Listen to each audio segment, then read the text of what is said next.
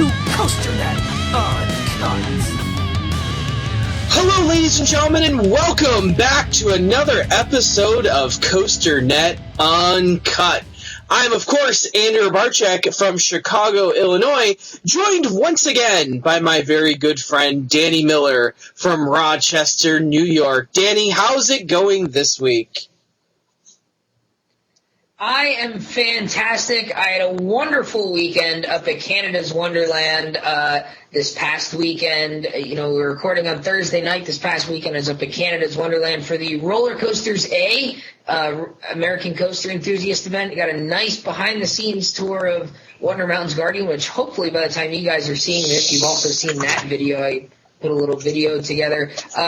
Kind of like my last theme park visit for the season, except for, hockey starts this weekend. We go on our first road trip tomorrow. So Phoenix Fall Fun Fest is kind of the last hurrah for me. So really, that was like my last full day at a park there at Canada's Wonderland. So I got my the Bat Cup that they were in. It's nice leather-coated pint glass for us with my drink of choice that you can't see as usual.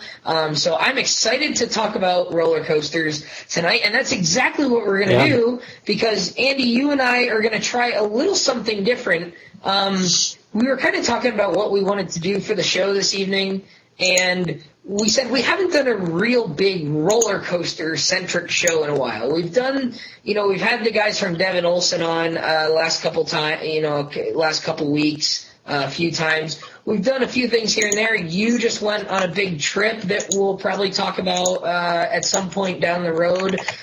So you and I wanted to do a big roller coaster focus show, and we didn't know exactly what to do, and an idea came to me earlier this evening. So why don't you explain to the folks what exactly is going to happen tonight? So, as you said, we've been wanting to do a roller coaster show for a while because we know you guys love when we talk coasters in general and in specific. So we said, well, what's the best way to do about this? Because we've talked about so much over the past year, and we don't want to keep retreading the same rides over and over and over. So we came up with a fun new little game that we played this evening, and it is going to be called Roller Coaster Roulette. And what we're going to do is we are going to go to the largest database of roller coasters. Now, I know we have a ton of entries on the COASTER-net site, but they're mostly a lot of American parks. There's a few European parks thrown in there. We have a lot of different rides featured, not only coasters, but water rides and flat rides and all this great stuff. But we wanted just roller coasters, so we went to the only database worth really talking about, and that is RCDB, because RCDB is so extensive and so well put together that it's you could spend hours on there, and I have spent hours on there. And here's a little tip. Absolutely. Here's a little tip if you don't know. On your iPad, if you shake the iPad, it will automatically update to a new random coaster. I don't know if you knew that. But really? So, yes, if you shake Does it work on the iPhone? I don't know if it works on the iPhone. Let's see. Let's try this now. Yeah, let's both try it. Why not? Because what else are we doing here? Sorry, ladies and gentlemen, we're conducting research right now.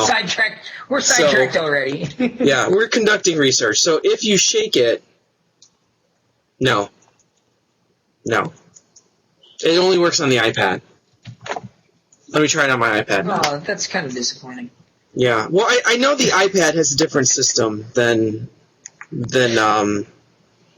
so let me try it on my iPad. Yeah, it's not. Yep, didn't work for me. Oh well.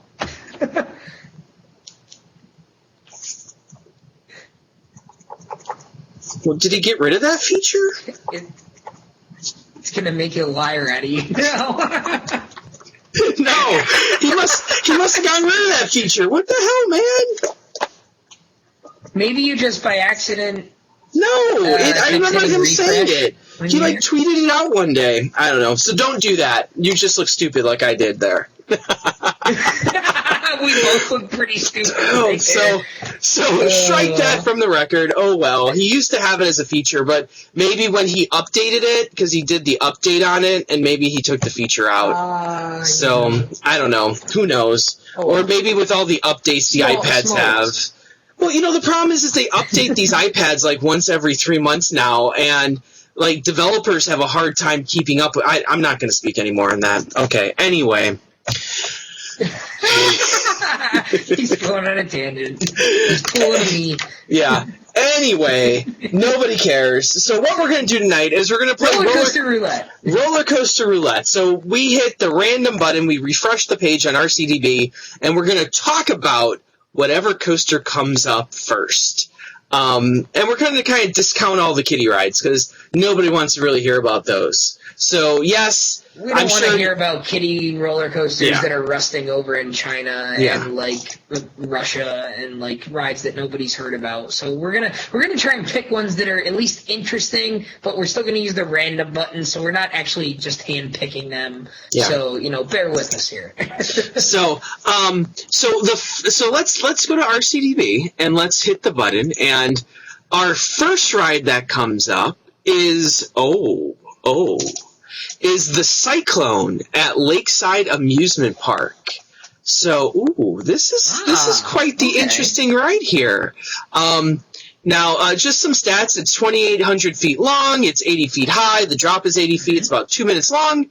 And the designer was Edward Vettel. So, any thoughts on the Lakeside Cyclone here from you? I think Lakeside Amusement Park, downtown Denver, Colorado, one of two amusement parks in downtown Denver alongside Elitch Gardens. Yeah. Lakeside is the smaller of the two. Elitch Gardens used to be a Six Flags park, as most people will know. Lakeside actually has, according to RCDB, 4 roller coasters. The Wild Chipmunk, which is an old school Mylar Wild Mouse, which is very, very strange looking. It has a dragon wagon, and then a kiddie coaster. And then the Cyclone is kind of like the crown jewel. It opened in 1940, and it's not quite an out and back, but it's not quite a twister either. Mm-hmm. So it's kind of strange. It does this first drop, and then it does sort of like a spaghetti bowl where it does like a sort of a full 360 circle, but then it goes out and back. So it does sort of like a full loop, like a full circle, like 2 full circles, and then it does an out and back leg. And people say that this is, one of probably the best coaster in Denver from what I've heard. I mean, obviously the new Elitch Gardens doesn't really have a standout.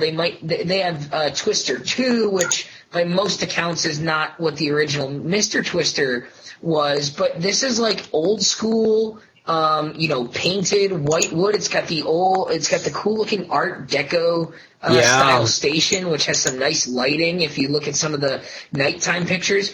From my understanding, Lakeside is also a park that doesn't open until the evening hours usually. It's more like a nighttime park. It's not open during like the middle of the day. At least that's what I've read. But maybe that has changed. But it looks like a neat coaster. The trains are also made out of they're mostly wood with. I don't even know if there's a fiberglass shell. It looks like the trains are mostly wood. So it's like perfect description of classic wooden coaster from like 1930s, 1940s. It's from that era, and it's nice to see that people still like this coaster, even though it may not be as well known. I think this is one that the people who have ridden it really enjoy it. It is an Ace Coaster Classic, so it has that designation. Mm-hmm. I'm just looking at the park hours, and they're really interesting. Even in mid-season, during the weekdays, the rides don't open until 7. You can get day rides during the weekends, though. On Saturday and Sunday, but it's kind of like they also say, the park doesn't really have a closing time, that they close somewhere between 10 and 11, and maybe it's based on attendance on that day, but it seems like a pretty cool little park. And I just love those trains, and like you said, that station just is beautiful. That Art Deco is amazing. It's like something right out of our Roller Coaster Tycoon. Yeah, you could seriously. build that with the basic curved stations and everything. That's really, really neat looking. I like it. So, a pretty good start there, I'd say, on our first roller coaster roulette game. So let's see what happens. Well, that's a place I've wanted to go. So let's go to the next one, and we're gonna hit the refresh button here. What's this guy? And what comes up on my screen is Jungle Trailblazer. Now I should be more specific here because Jungle Trailblazer at Oriental Heritage still does not enough information. In Shandong, China is what comes up. And man, does this look like a coaster? Okay, so if you search Jungle Trailblazer in RCDB and you're following along with us, it's going to be the second one listed. It's at Oriental Heritage in Hualien, Jinan, Shandong, China. So it's the second one listed of 4. And oh my. Yeah. I was watching a video of this. I think I watched a video of this a couple weeks ago because this is a ride that Martin and Fleming's constructed, and it's designed by the Gravity Group, and it's got like the Hades 360 style corkscrew like right in the middle, and it's kind of along a lake. I watched a video of this a while back, and this looks like a pretty awesome coaster. Is this the one that has like the 4 consecutive bunny hills? Yeah, this one.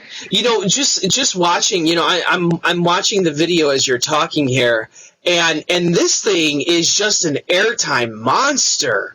Now, it's no secret that I'm not a huge Wood fan, but usually it's because I feel that they're too slow most of the time. That they really don't. I love speed on coasters, and Wood coasters traditionally don't really pick up a ton of speed, but this one looks like it's just flying through the track. This would be something to ride. Hills right after the corkscrew. I'm watching the video now. Yeah, this is something to behold here. Now, China's one of those places that I don't know if I'm ever going to get out to be completely honest with you. Ace would have to do a big trip out there for me to consider going out. That's not a trip I would do on my own without a larger group. But man, if China, we've said this before, in private, that it just seems that the stuff being built out east is just out of this world amazing right now. Even you mentioned, because you talked about Roller Coasters A, and you talked to some people who have been to Ireland, and I'm going to mispronounce Choo Choo Lane. Yeah, so Choo Choo Lane, and people are raving about that ride. We saw it in Golden Tickets, part of the top 5 new rides this year. Something that we kind of just completely overlooked, because it was kind of like this small announcement. They kind of just built it. Tato Park tried to sell it a lot, but you're thinking Ireland is not synonymous with roller coasters by any sense. Is that its only roller coaster? Like, isn't it Ireland? Is it even in Ireland? Tato Park. Yeah, it's in Ireland. Tato Park. It's the only roller coaster at that park. Yeah, there are 8. 8, but only 1, 2, 3, 4, 5 operating in Ireland. Yeah, it looks like 6 theme parks. It says that they're all open, but only 4 of them have roller coasters, and the only one with more than one is Bundoran Adventure Park. They have a Wacky Worm, and the Crazy Crocodile has closed. Yeah. So there are only I don't even know how accurate this is. Yeah. Oh man. Okay, so no one quite knows. So anyway, so so that's another coaster that was just recently built. So they only have a handful of roller coasters, yeah. But they got this one, which is like, it finished 18th in the Golden Tickets in its first year being a coaster in a place where nobody goes for roller coasters. That's a big deal. That's a big deal. You know that this ride must be pretty awesome. So back to, I guess, Jungle Trailblazer, and it just seems that the stuff being built out east right now, especially when it comes to wood coasters is just out of this world amazing. And we were talking like, why, we're wondering why doesn't America get in on it? And, I kind of said, I think the general public just doesn't like wood coasters anymore, that there's a general consensus amongst people that wood coasters are too rough, are too, not thrilling enough, which we're getting rid of all our wood coasters. Yeah, we're turning them all into steel coasters. So, it's kind of sad because America's like known for their classic woodies. And now we're not living up to that hype anymore, but anyway, I think that's enough talk on that. And don't forget. We talked about the one in Shandong, but take a look at the other three, because one is opening later in 2015. The other two are already open, and they're all Martin and Fleming's Gravity Group wood coasters, and they all, you can find videos of all of them, of the three that are open, and they all look really, really spectacular. We just came across this one, but when you said the Jungle Trailblazer came out, I was like, wait, I think there's a couple of them. But, check all of them out. But they're all in that same style. Same thing with Choo Choo Lane. They're all kind of in that crazy airtime, double up, triple down, corkscrew, 90-degree sort of crazy wood coaster style with Timberliner trains, too. Yeah. So, if the wood coaster's heading overseas, they're going to have to get on a couple of airplanes, I think. So let's go back to the roulette wheel here, and let's hit refresh on RCDB. And, okay, so here's a more well-known coaster, not super well-known. The next one that pops up is Silver Star at Europa Park. So this, this is one of the B&M hypers. It's almost 240 feet tall. The drop is almost 220. You're looking at about 79 miles an hour. And it's your classic B&M out and back. And I think that says all that needs to be said for. Come on. Yeah. Come the on. classic out and back. Silver Star. You may have ridden this one already, even if you've never been to Europe. Oh, come on. Silver Star is one of those interesting ones because it was, let's see, when did Silver Star open? Silver Star opened in 2002, so I think that's the same year as Nitro. So it's kind of in that same style, out and back with a hammerhead type turnaround. Yeah. You've got a mid-course about halfway through. You've got mostly airtime, couple of turns. But this one looks like it's as good a ride as any of the other ones. I've heard varying opinions on Silver Star. I've heard some experienced people say that it's the weakest of the B&M hypers, aside from maybe Raging Bull, but of the out and backs, it's maybe the weakest. Yeah. And I've heard people who said that they think it's as good, if not better, than any of the other ones. Brian Bass has ridden Silver Star. He's been over to Europa Park. He's ridden Silver Star, and I know he enjoyed it. So this is one I'm kind of we're working on a Germany trip for sometime next year if we can get a little lucky, crossing my fingers. So, Europa Park is definitely one that we're looking at, that we're definitely going to be hitting. So it's not too often that you have a B&M hyper at a park, and it might be the third most talked about coaster at that park. Would you say that Blue Fire and Vaudan both get talked about a little bit more than Silver Star? Definitely Blue Fire. I'll be honest with you. I think Silver Star gets lost in the mix over there, which is kind of strange for a B&M hyper. But even other rides at that park, even smaller rides, I think get a little bit more play than Silver Star does. Silver Star is one that if you're not really like super into European parks, it's not one that you hear much about ever. And I think it's because of the reasons you said, that a lot of people don't have it very highly ranked and don't really respect it all that much. It's going to be a nice ride. It's a B&M, but it doesn't really compare to the other stuff B&M has done later in the decade, I think. Well, And maybe to your point a little bit, I mean, Silver Star might be a really nice ride, but at the same time, maybe people in the States don't talk about it so much because it's not incredibly unique. It's not, Vaudin was a big step for great coasters. They kind of really went outside the box and went bigger and taller and faster with Vaudin. Blue Fire, when Mack built Blue Fire, they really, stepped outside the box, and it was kind of like a supersized version of Maverick at Cedar Point. We had some taller elements, maybe not some faster elements, but, we had a highly themed dark ride portion prior to the launch, and it was really unique. So maybe the fact that it's still a really nice ride, but it doesn't have anything drastically different from what we've seen before. Maybe that's why it kind of gets lost in the jumble there. I mean, even Euromir is talked about more than Silver Star, I think, just because of its uniqueness. And,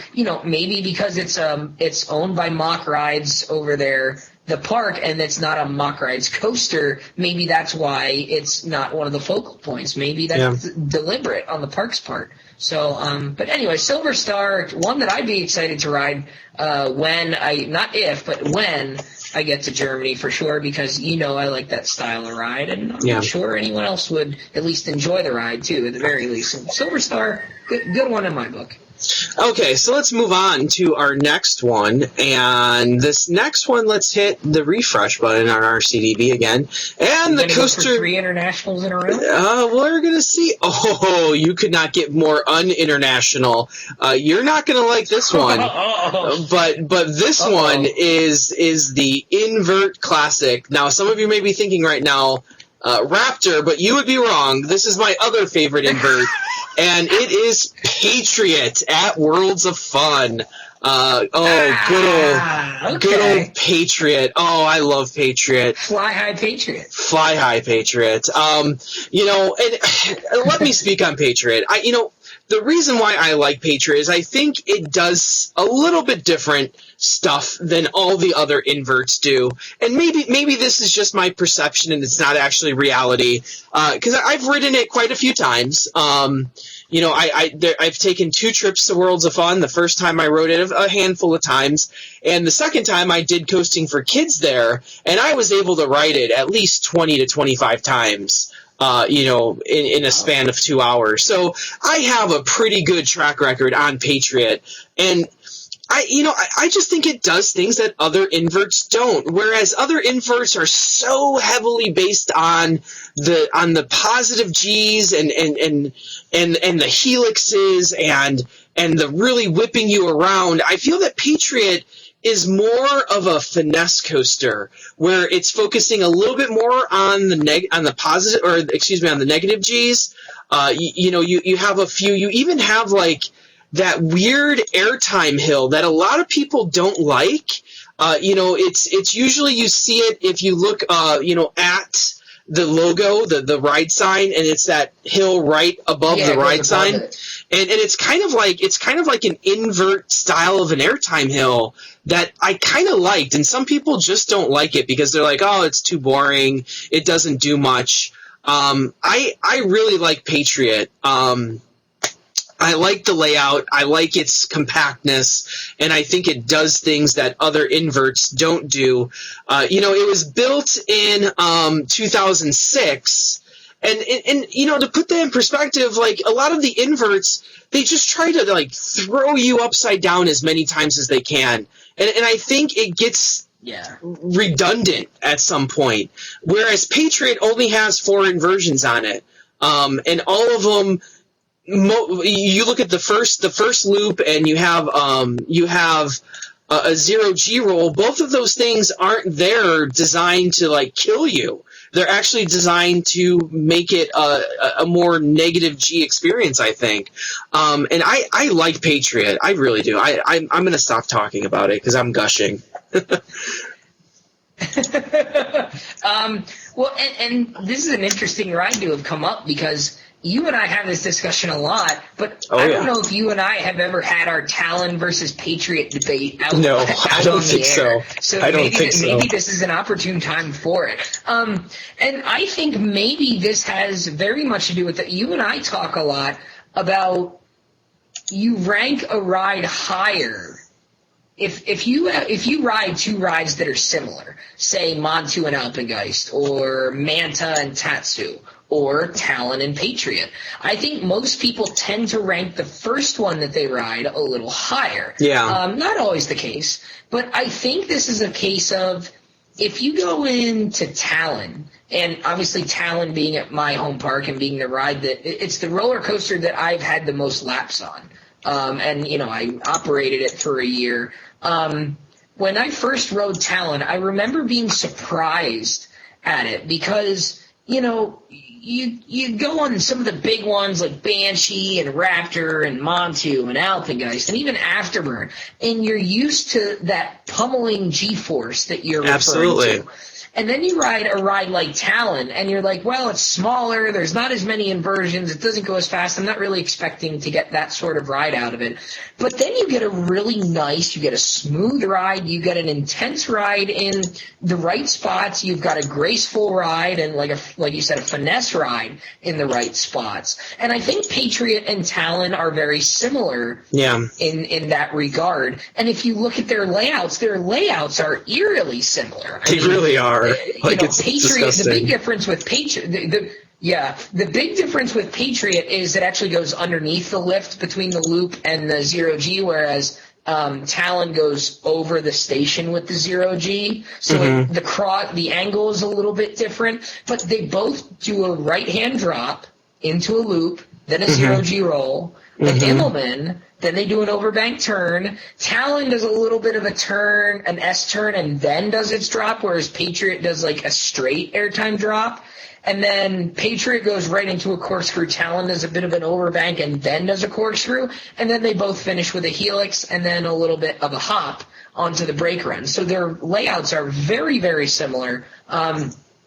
Patriot and Talon, I think, are reasonably close together in I would have to look exactly where I have them, but I think they give very similar ride experiences. I think Talon is a bit more intense, maybe a bit faster, maybe a bit stronger, and maybe that's why I prefer Talon. And I think generally most people prefer Talon slightly. Well, you would be wrong. Nice ride. You would be wrong. Patriot is listed at 60, whereas Talon is listed only at 58. So you would be wrong. No, I never said there was a big discrepancy. No, you said Talon was faster, and that's false. Is it? Yeah. I didn't know. Patriot's faster and taller than Talon. Okay. Yeah, Patriot's taller than Talon too. What's the drop? Patriot's drop is 123. What's Talon's? Talon's 120. Talon's 120. So you're talking about. Okay, so. Okay, so all right. I didn't think Patriot was that tall or that fast. And I'm just gonna throw this out there too. Talon is a cheaper ride too. It's just cheap. It's $1 million cheaper. Okay, but I mean they were built 5 years apart. I mean there's a thing called inflation, buddy. Yeah. Oh, I'm just saying they wanted to build a good ride. Well, yeah, right. So, they copied a good ride. So, I mean, hats off to them for that. They picked a really nice ride to copy. It's like your talk with what's it called?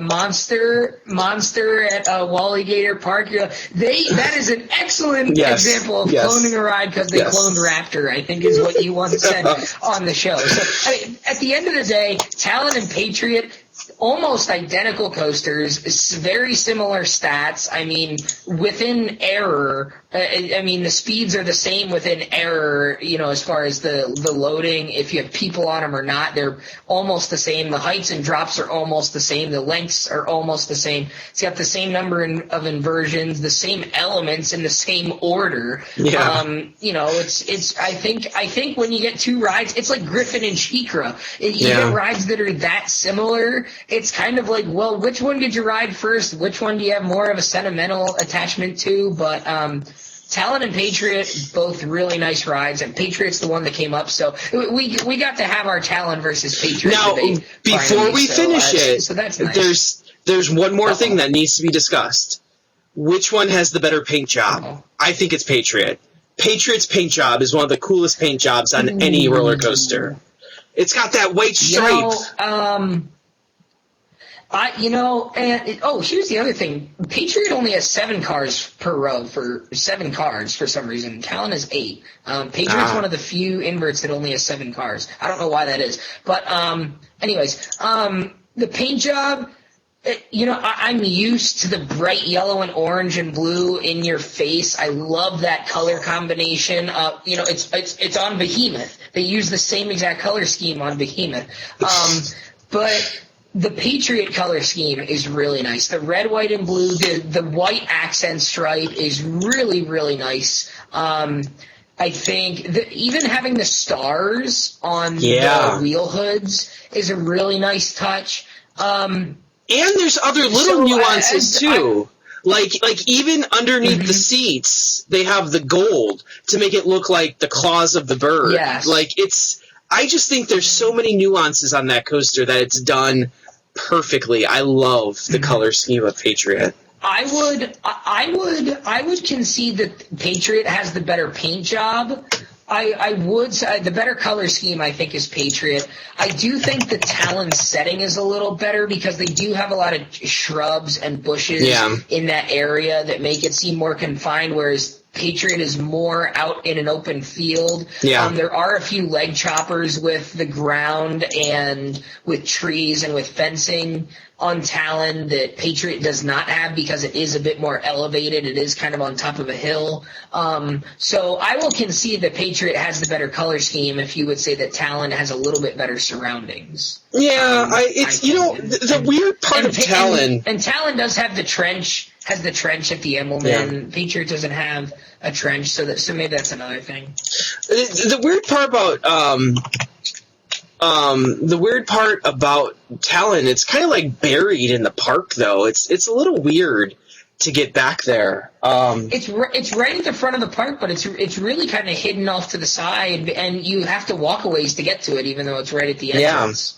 Because the entrance is at the far end. So. Okay, well, I think we've talked about that enough. Like that was quite some time there. Actually, I'm glad we got to have that debate out on the air finally, though. Well, and I'm glad that we agreed that Patriot. Ride, though. That's going to say Patriots. Obviously, I'm glad we agreed on that.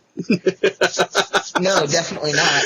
Oh, I'm great. Pretty sure you said that, but anyway. So let's hit the refresh button and. Oh, I'm scared. Yeah, this one is. I'm scared. This is one probably no one's heard of, or some people have, because this has been the talk of COASTER-net over the last few weeks, and it's Nefes Kesin at Via Land in Istanbul, Turkey. And you're like, well, what's the big deal about that? It's an intimate. It's a blitz coaster. It's kind of like Ice Speed. And, we may have even mentioned this on the show before, but the restraints are interesting because you have the Maverick-style trains, but the restraint is the Skyrush restraint. So it's a blitz coaster with inversions. It comes down from overhead. Yeah, and it looks, I'll tell you what, this coaster looks legit.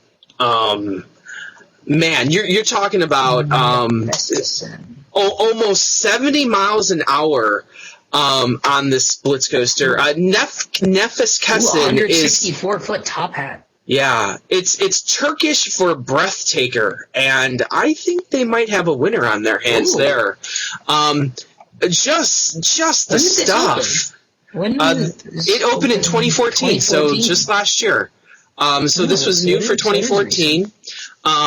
And a lot of people talk about the Ice Speed rides, but Ice Speed in general still has the old restraints on it. So if you look at Ice Speed at Mirabolandia, it still has the hard restraints on it. And a lot of people don't like those restraints. So here we have Nefes Kesin that has the Skyrush restraints, and I'm not saying a lot more people love those, but I think the freedom that you are... Yeah, I was going to say.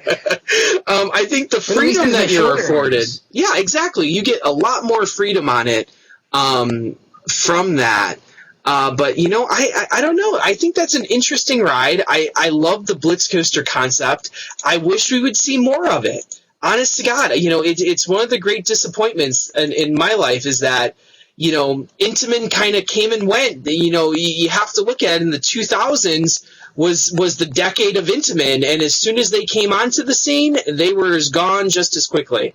And you can obviously make the argument that they're still building a lot over in Europe, but for the American audience, Intamin is pretty much dead and gone, and I don't see any return on the horizon at all there. I don't know about you. Do you see any return to Intamin, to even a shadow of its former self? Like, they aren't building any coasters. The only thing I've heard them talk about is maybe them being involved in the polar coaster concept, but I don't even know if that's going to work out for them. But other than that, there is no talk. I don't know. I mean, it really seems like Intamin is doing all these crazy things overseas. Yeah. I mean, we see this with Nefis Kessin, and then we have that Flying Aces ride that is being built over at Ferrari World that a lot of people are excited about. The new one being built at Phantasialand in Germany, Tyrone. Yeah. So, I mean, they're doing a lot of stuff. They're just not doing it over here in North America. And I think right now RMC is like buddy-buddy with Six Flags, and B&M is buddy-buddy with Cedar Fair, and I don't know.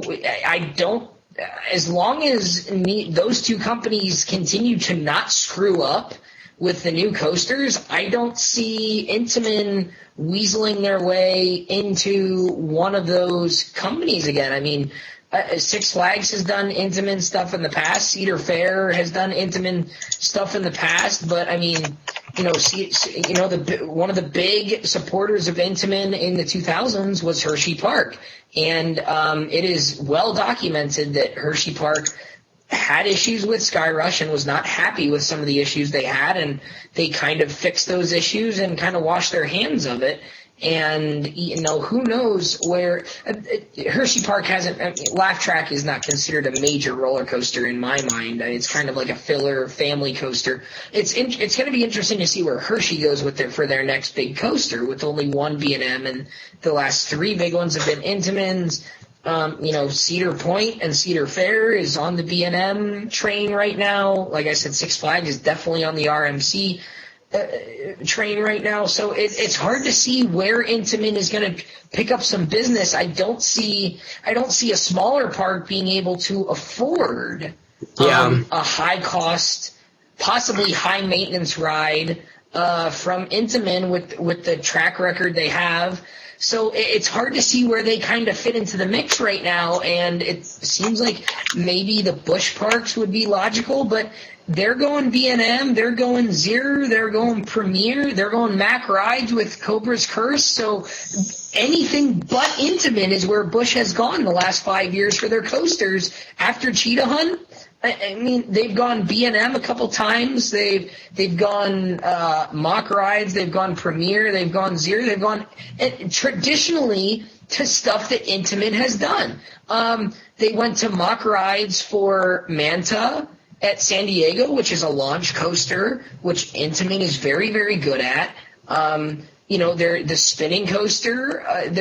Cobra's Curse is going to be a mock coaster. Premier and Verbolten at Busch Gardens went to Premier and or Tempesto and Verbolten, sorry. Premier and Zero there, so two launch coasters that are not Intamin. So I have a hard time seeing Intamin getting back in the game, but the people overseas are getting these awesome looking Intamin coasters like this Nefis Kessin, and we just have to kind of watch it happen. And people know that I'm a big fan of B&M. That doesn't mean I'm not a fan of Intamin. Intamin has some spectacular roller coasters like this one here, and hopefully someone gives them a chance in the States again, because I'd love to see them kind of come back into the 4A and, see 3 or 4 big steel coaster companies again, because for years it was B&M versus Intamin. Now it's kind of like B&M or RMC. Yeah. It would be really neat to have Intamin in on that too. That'd be a very interesting debate having all three of those building coasters, but I don't know. But this ride looks really, really fun, really cool. So, let's move on to another one. So let's hit the refresh button again. And, now, mark, I think, right? we are 1, 2, 3, 4, 5. Yes, we're at the halfway point right now. So we got 1, 2, 3, 4. Oh, yeah, so we're halfway. So this next one is Mystery Mine at Dollywood. I'll let you open up the discussion on this one because I have some thoughts. Yeah. Yes, I know this is one where we're going to have differing opinions. So, Mystery Mine, Gerstlauer Eurofighter at Dollywood, very highly themed, has a max vertical angle of 95 degrees, has a couple of inversions, has 2 vertical chain lifts, and, that crazy drop at the end into the Heartline Roll dive loop combo inversion. So very nice theming all the way around. This is one that I'm a fan of. I was not a huge fan of Mystery Mine after my first trip there in 2012. When I revisited in 2014, I became a much bigger fan of Mystery Mine. My sister is a huge fan of Mystery Mine. Very, very, very good ride in both of our books. I think the biggest complaint might be that you don't always get the fire effect. Sorry, spoiler alert. You don't always get the fire effect on the second drop, which I think is something that really makes a difference on that ride if you can get it. So if you don't want to hear exactly how that builds up, skip ahead maybe a minute. So the second vertical lift, you're going up like you're going up a mine shaft, and it looks like the mine shaft, there's screens, and it looks as if the mine shaft is like collapsing in on you. And at the top, there is some dynamite, and the lights run up to the thing of dynamite, and then you hear an explosion, and there's a big fire effect. So, and then you do the 95-degree vertical drop. If that's not working, and it seems like it's kind of 50-50, I think we rode Mystery Mine 4 times and got it twice.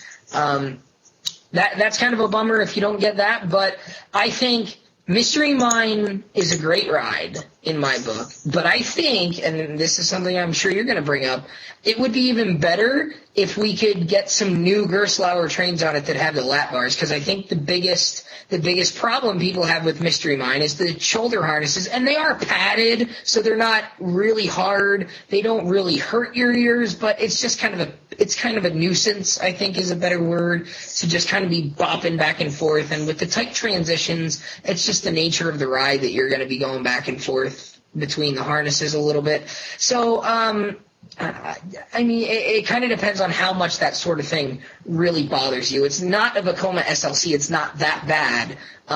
But, you do get shaken around a little bit. So maybe there's a way to retrofit the trains or put new trains on it. But I can see that you want to have your 2 cents. So why don't you share your thoughts? I will. My thoughts are I don't like it. I don't like it at all.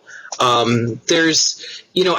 think I think the only parts that are somewhat interesting is the very end.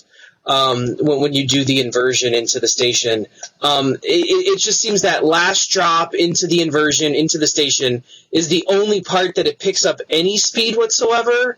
And the whole outdoor part is, after the first drop is like so slow, and like you said, it's the restraints are so uncomfortable, and it's the vertical lift. There's 2 of them. I'm not impressed by all the dark ride elements to it. Yeah, I think it's cool. It's a fun, but I'd almost rather just have a dark ride as opposed to having a dark ride on a vertical lift that. I generally find vertical lifts to be interesting, but somewhat uncomfortable, for most of it. So, okay. It's just, I just don't get the love of that ride. I think it was rough when I rode it. I had just ridden it, back in July, and I thought it was rough at points. I thought it was slow at points. I'm just sitting there thinking, why do people love this ride? There's people that, rank it highly, and I'm just like, I don't get that at all. There are far better rides out there. Now, I should also say that I really haven't met a Eurofighter that I really fell in love with. Actually, you're going to flip your lid here. But the Eurofighter, I think, is the best of the Eurofighters. Is SpongeBob SquarePants. Yeah, I knew that's where you're going. SpongeBob was a nice ride. I enjoyed SpongeBob. They kind of seem SpongeBob kind of seems like, to me, it kind of seems like Mystery Mine if you just put together the coaster parts. But if you just put together the coaster parts of Mystery Mine, SpongeBob probably would be the better ride. I think it's a more complete ride in that regard. But for me, Mystery Mine, I think, has the best single element in the drop at the end into the double roll dive loop. Yeah. But I think SpongeBob, just as a straight-up roller coaster, is probably the more complete package. But Mystery Mine, for me, when you combine the theming and, a vertical drop and a vertical lift makes sense for an abandoned mine-themed coaster. And you drop out of the station and you hear the bell ding, and then, you hear the crows calling as you're going up the lift. So, there's some nice hidden little theme elements, like the attention to detail that you don't always see at some of the parks. So, I'm a big fan of Mystery Mine. I like it more now than I did after I rode the first. I think if we would be doing this in 2012, right after I rode the first time, I'd probably be closer to being in agreement with you. But I think I appreciate that ride and enjoy it much more after my more recent visit last year. So I'll put it like this: Are we both in agreement? Are we both in agreement that maybe the restraint change could do a lot of good? It would help. I don't think it would change some of my main issues with it. It's a ride I'll ride, but it's a ride I'm not going to wait over 15 minutes to ride either. And a lot of times that's a ride that gets a line on it pretty quickly. Because those restraints are so finicky, and I don't know why that, you sit there and they have to unlock them and then relock them because they're not cleared or whatever, and they're just so temperamental. It's almost like, why? It's not that serious. Anyway, let's move on to a different ride that maybe we'll both agree on this next one. So let's see. And, I don't know. We'll see. White Lightning at Fun Spot America. White Lightning. Okay. I think we might agree on this one. Yeah, I think White Lightning is a fun ride. I don't think that there's a ton that stands out about it to me, though. It's got nice airtime. It's got nice speed. It's your out and back layout. I think it's a very fun ride, although I don't think it's one that I would rank because I don't think there's enough unique about it to really set it apart from other wood coasters of that genre. Because it's a GCI. Once again, see, I'm not a wood coaster guy, so I enjoyed it. I liked it. I rode it a few times, and it's not one that I seek out. So if I go back down to Orlando, it's not like, oh my God, I have to make a trip to Fun Spot to go ride White Lightning. I don't get that feeling. If I get on it, I get on it. If I never ride it again, I don't think I'm going to be upset. Okay. So maybe we disagree a little bit more than I thought. So White Lightning, let's start out by saying this. White Lightning was my 400th coaster back about a year ago now, back in November when I went down to IAPA. I thought it was phenomenal. It took me by surprise. I expected it. White Lightning was the coaster that I expected to be good, and it was great. No pun intended. It was a great coaster. I think it was really a good example of how GCI has always been known for their twister layouts and their twister coasters. It's more about the turns than the airtime, especially, their early coasters were focused on the turns and the twists, not so much the airtime. More recently, GCI has done a good job of putting in airtime and mixing it in with their turns. White Lightning is an out and back, and it's an out and back. It's a family size coaster. I mean, I'm gonna look at the stats here. How tall is White Lightning? I mean, it's not more than like 80 feet. No, it's not. It's not. It's 70 feet. Yeah, it's less than 70 feet. It's 69.7. So the drop is 67.2 feet. Top speed 44.3 miles per hour. So we are not talking about any sort of significant ride at all. The length is just over 2,000 feet. So it's not a very long ride. But I think if you look at any coaster on Earth that is 2,032 feet long, the amount of thrills per length of track, you're not going to find. I don't think you're going to find a coaster that is that short, that is that fun just about anywhere. I mean, you're being thrown all about the cabin on the train. There's just airtime spot after airtime spot after airtime spot. GCI went with a 90-degree turn on the turnaround, so that's a neat little thrill. You expect to kind of go smoothly into that swooping drop at the far end, but you kind of hit the 90-degree moment, and then you stay there for a split second, so you kind of get thrown up the turn, which is really an odd feeling. Usually you're used to a smooth transition, and you can't really tell that you're at 90 degrees. There is a distinct moment on White Lightning where you hit 90 degrees and you get thrown to the side as you do that swooping turnaround. And there's a nice head chopper where it goes underneath, I think, the overhang of like the bumper cars or whatever. That's pretty neat.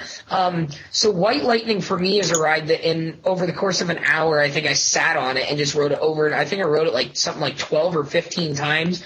I'm looking over at my ranking board. I think I have it 21 on my list of wood coasters out of 103, which is pretty damn good. But that's about where I would put it too. Like, I'm just not a huge wood coaster fan. Like, and I've been on almost 75, so I'm not that far off from you on that. I rate it higher than Prowler. I liked it better than Prowler. What the hell's wrong with you? What the hell is wrong with you? Not by much. Prowler's right below it, but Prowler's like on my top 5 almost. Like Prowler, you're out of your mind. Oh my God. Well, well, I thought White Lightning was phenomenal, and it's a good example of what GCI can do for a small park like Fun Spot. Like, I would love if Dorney Park got something like White Lightning. Like, I've been saying I want a GCI at Dorney Park for 10 years now. Just give me something like White Lightning. I don't need something. I don't need like a Gold Striker. I don't need like a Troy, a Toverland. Like, I don't need a 120-foot tall GCI. Just give me a little 70-footer that has a lot of airtime and some high bank turn. Just give me something like White Lightning. I would love to have that in my backyard. You're out of your mind, dude. Like, I don't understand you sometimes. You like the coaster. I'm just saying, like, I don't understand how. No, I can't get over you having Prowler so low. I just can't get over that. Well, I was riding Prowler with like empty trains. I think that's part of my problem with Prowler. There's nobody at the park that day. Well. Okay, well, let's move on here. On a Tuesday with empty trains. Okay, let's go back to the roulette, and let's see what. Although I wore White Lightning by myself, I got Zen rides on White Lightning, so I guess that. But you don't even like Zen rides. You don't like Zen rides, so like. On White Lightning, I thought they were good though, because I still thought it was pretty fast. God, yeah, blistering 44 miles an hour. Anyway. Hey, it's not the speed you hit; it's what you do with it. No, I think it's the speed you hit with speed. I don't think. No, White Lightning's the best coaster that you can pack into 2,032 feet. Well, maybe. Well, let's go on. So let's hit the roulette wheel here. And now, a classic, if you will, a steel classic, and this is Loch Ness Monster at Busch Gardens, Williamsburg.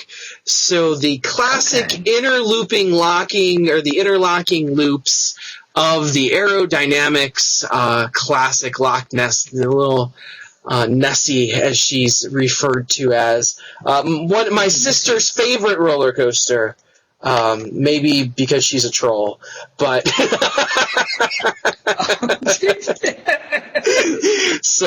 but she was. I don't know if she really loves Loch Ness or she was just trolling Dwayne that day. We're not quite sure. She hasn't revealed her true intentions of Loch Ness. But side note, the Loch Ness holds a spot in my heart because one of my favorite T-shirts I ever purchased is the Loch Ness Monster T-shirt that I got. I've probably worn it on this show before at some point. I love that T-shirt. I love the logo. I'm not a huge fan of aero loopers, though. Is this one that you like? You were pictured on the Uncut opening for a number of episodes in the Loch Ness Monster train. That's my picture. Yes, that was from the behind-the-scenes roller coaster insider tour at Busch Gardens, Williamsburg. A very nice tour, by the way. I highly recommend it. You get to ride the maintenance trolley up to the top of Griffin, and for like an extra $15, you get to stand inside the Black Forest while trains are going around for Bolton, so that's pretty cool. Nessie, I think, has a special place in my heart as well, and not so much for my own reasons. I think it's more of a family reasons. My grandfather, who passed on about 5 years ago now. Jeez. I think it was March of 2012, so wow, more than 5 years ago. He was a big roller coaster guy. And, he would come down to Dorney Park once a year with Aunt Sue, who always comes down and goes to the parks. And we'd go to Dorney Park once a year. And, he loved Steel Force. That was one of his favorite rides. And, he was always the same. Okay, that was fun. Let's go ride again. And that's instilled that in me. I do the same thing on rides that I like. And my mom and my two aunts, Sue and my Aunt Joanne, who lives actually nearby us out near Hershey now. They were the ones who lived in Texas for a while. They tell the story about how when they were kids, they went to Busch Gardens, Williamsburg, and rode the Loch Ness Monster 14 times in a row. And every single time, my grandfather got off, their father, and said, okay, that was really fun. Let's go again. And keep in mind, this is 1978, 1979, right when it opened. Like, it was brand new. That was like the roller coaster on the East Coast at the time because, the looping was fairly new. The fact that the loops interlocked and that, based on back then before the chain lift slowed down, I found this out. That's why the trains don't match up in the loops anymore. Yeah. Because the chain lifts have slowed down and have thrown the timing off. Now you actually have to stop a train on the second lift to make it happen. And they'll do it for like photo shoots or whatever. But years ago, when the ride first opened, the speeds were timed right, where if you got a train dispatched quick enough, you could get trains to go through the loops at the exact same time. And, we've all seen pictures or videos of that happening. And, that was the thing. It was one of the most photogenic roller coaster element. It still is. It's probably one of the most photographed roller coaster elements that you've ever seen. Any roller coaster calendar that's ever been made at some point has had a picture of the Loch Ness Monster interlocking loops. It's just one of the things that you have to do. When you go there, you have to get a picture of the loops. So Loch Ness Monster is kind of a sentimental favorite for me in that regard. I would say it's probably still one of the smoothest aero loopers that is out there. I would say maybe the only one that is smoother. Tennessee Tornado, definitely, just because that is newer. That did have some computer-aided design factored into it. Canyon Blaster at the Adventure Dome is pretty smooth as well. That's an early 90s one, so that's a little smoother. But when you're talking about the 70s and 80s, classic Aero looper, like that time frame when Ron Toomer was doing all the Aero loopers with the coat hangers. I think Loch Ness Monster is the one that has aged the best and has been taken care of the most. And, it's one of those iconic, legendary coasters that everybody knows about, everybody has seen pictures of, and even your novices and like general public, if they see a picture of the Loch Ness Monster and they see those loops, like they may not know what the ride's called, they may not know where it is, but they're like, oh yeah, I've seen that picture before, and the cars go through it at the loops at the same time, right? Like they just kind of know that. So I think Loch Ness is kind of one of those sentimental favorites that everyone probably has some sort of favorite Loch Ness story. I don't know. I don't know if I've ever told this on the air, but on the Roller Coaster Insider Tour, they told us about how they constructed Loch Ness. So when Griffin, when they were putting together the second Immelman of Griffin, the last piece of track was supposed to be at the splashdown, and they realized that when they were about 4 or 5 track pieces away from connecting it, that it was going to be off by about a 1/16 of an inch, and they had to actually deconstruct the second Immelman and rebuild it because it was going to be off by a 1/16 of an inch, right? That's 2006, 2007 when they built that. Loch Ness Monster built in 1978. Do you want to know how far off that last piece of track coming up to the brake run was when they built it? How far? 6 feet. 6 feet. It was 6 feet off, which is more than the width of the track. So think about, this far apart, you can't even see how far it is, but look, 6 feet. That's how far off it was. And they didn't deconstruct it. You know what they did back then? What? They took a bunch of blowtorches and heat guns to the piece of track at the bottom of the second loop, heated it up, and literally just bent the track until it got close enough that they could weld it together and bolt it together. And that's what they did back in the 1970s. And that's why the very last turn up into the brake run on Loch Ness Monster has that weird little kink in it. Because they had to literally just heat up the steel and bend it until it fit together. Man, that's crazy. That's a neat little story. So I'm a fan of Loch Ness. Always sentimental favorite. Nothing in comparison to what we have right now. Not a top 10, not a top 20 even, but an old school favorite, I think.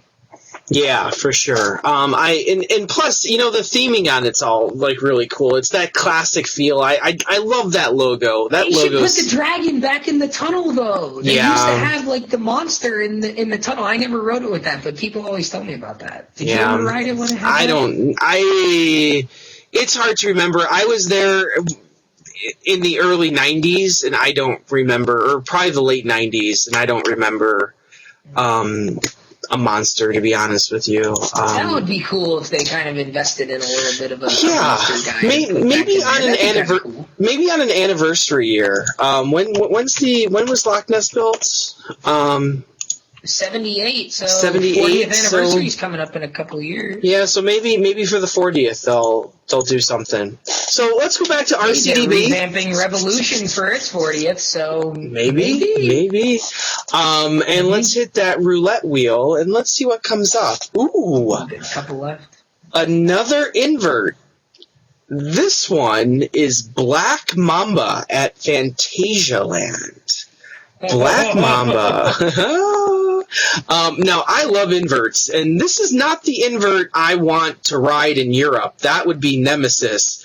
But this one, Phantasialand in general, seems to be one of those parks that I really want to get to. That, now that I've pretty much covered a lot of the American parks, when I start looking overseas, Fantasia one is one that my mind always goes to very early on.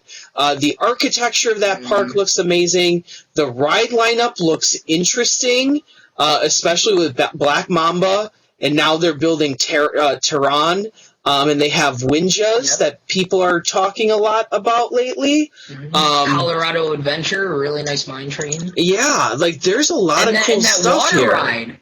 What's the new water ride called? Chiapas. Oh yeah, I think is the new log flume they opened last year. Chiapas. That's supposed to be pretty cool, too. That looks pretty cool. So Fantasialand's, one of those parks, and I think it has maybe one of you talk about beautiful carousels.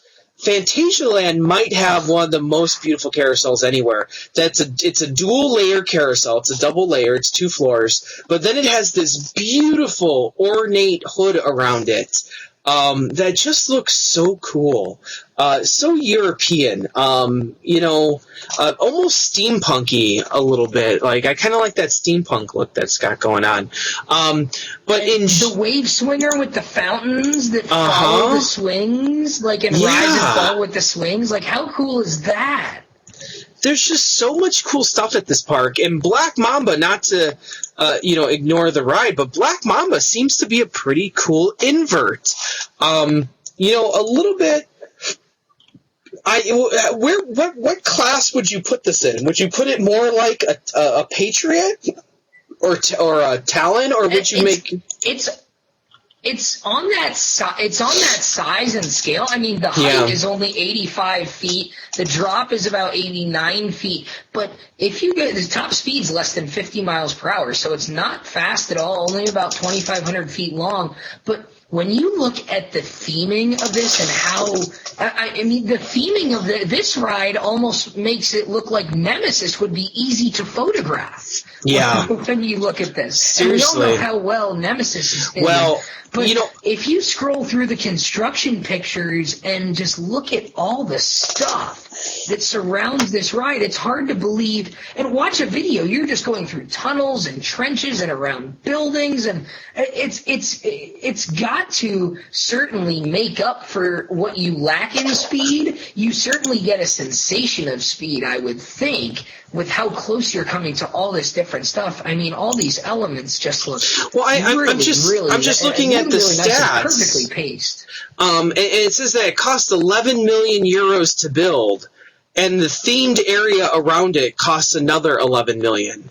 So you could have built You could have built an entire second coaster and cloned it right next to it for the amount of money that they poured into the theming around that area. So it's just it seems like one of those beautiful rides that is intriguing, and the trains on it look pretty cool too. They got that cool little snake thing on the hoods of the train. Yeah, so the snake scales. Yeah, that's pretty cool. I like it. I like Black Mamba. That's one I want to ride.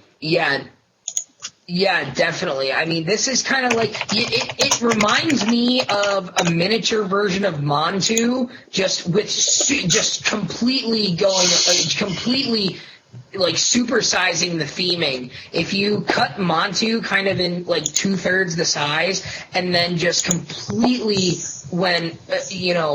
completely above and beyond with the theming. Montu has some nice trenches and some nice ornamental stuff, but if you completely surrounded Montu and built like an Egyptian city around Montu and then shrunk it to like 2/3 the size, that's what Black Mamba is. Look at the pictures.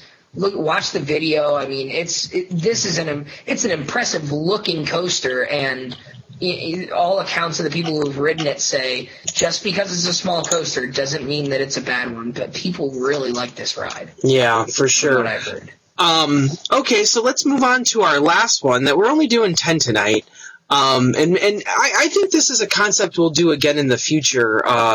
Because it's kind of cool. We get to talk about, new rides, get to talk about some old rides, and maybe introduce people to things they might not have known of before. So I think this is a really cool concept. So I think this is something we'll have to do again in the future. Yeah, if people like it, we'll do it again.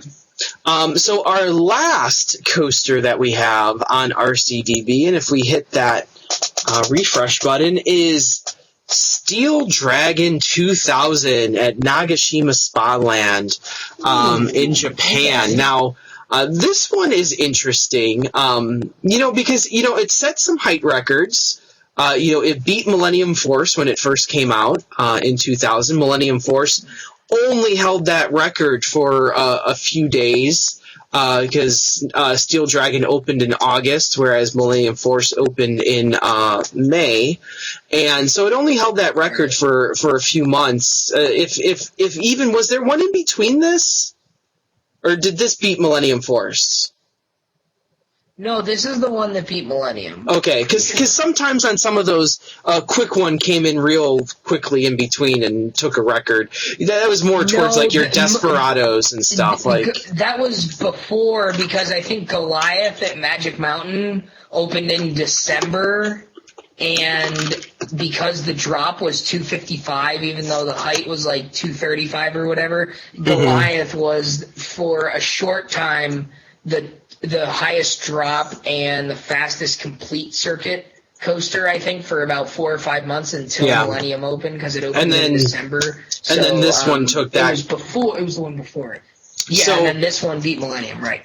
So this is one of those record breakers. It's just massive, this coaster. And you had told me before, a fun fact about it is that a lot of the massive nature of it comes from earthquake protection. That when you look at videos of this, you'll see the double and triple reinforced beams. You'll see the super thick beams, and that's to protect it from earthquakes. But I think the more interesting part of Steel Dragon right now is the fact that just recently they've put B&M trains on it. And the B&M trains are new 2-across trains. We kind of talked about it before, as if this would ever be done on Magnum, and we said that obviously the B&M trains wouldn't work because they're too wide. But then we said the Saturn V trains might work on Magnum. But here, we've watched. I'm watching videos right now. As I'm speaking to you, and it looks like with the B&M trains, it looks like it's keeping up its speed for the most part. Would you agree with that assessment?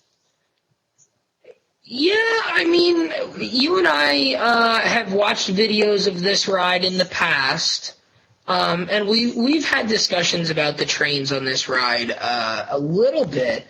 It doesn't seem like there's much of a difference in terms of the speed. The B&M trains do look a little odd, seeing those 2 across, like they're not the V seating that you see on Diamondback, Behemoth, and Intimidator. It's strictly 2 across all the way back. But and the lap bar also has the little ankle guard. It's not just the clamshell; it also has the little ankle guard on it.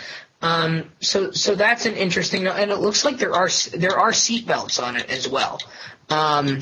So it's interesting, and like you said, this ride is absolutely massive. This ride cost over $50 million to build in 2000. A lot of that has to do with the earthquake protection, like you said. And I don't know what spurred I don't know what exactly made them change trains and go to B&M trains. Now, I know if you go to RCDB in 2003, in August, there was an incident where I think a wheel assembly fell off of one of the rides, and I don't think the ride derailed. I don't know if anyone was injured, but the ride was actually shut down for over 3 years. It was closed from August 23rd, 2003 to September 2nd, 2006. So it was a little over 3 full years that it was standing but not operating, and then obviously it returned, and then the B&M trains got introduced in 2013. So, I mean, they ran with the old trains for quite a few years. Obviously, it debuted in 2000. That's where the name comes from. It was the year of the dragon in Japan. So, it's kind of odd because it's not an old ride like a Magnum or Titan 5 over there at Space World that got the new S&S trains this year. S&S bought Aero, so they had the assets, so they can make trains for that gauge. So it's kind of strange that they brought in B&M to do this. I don't know what the issue with the old trains were. Maybe that had to do with Morgan becoming part of Chance. I don't know exactly what the thoughts on that were. But even then, why not have Chance Morgan do the ride? Because Chance Morgan is doing the trains for Lightning Run now, so they can do trains. So it's a little interesting that they went B&M, but I don't know. It looks like a decent ride. It looks like of all the Giga coasters that have been, which there are 5, Leviathan, I-305, Millennium Force, Fury, and this. Of those 5, would you say that this is the one that looks like it's designed to have the most airtime?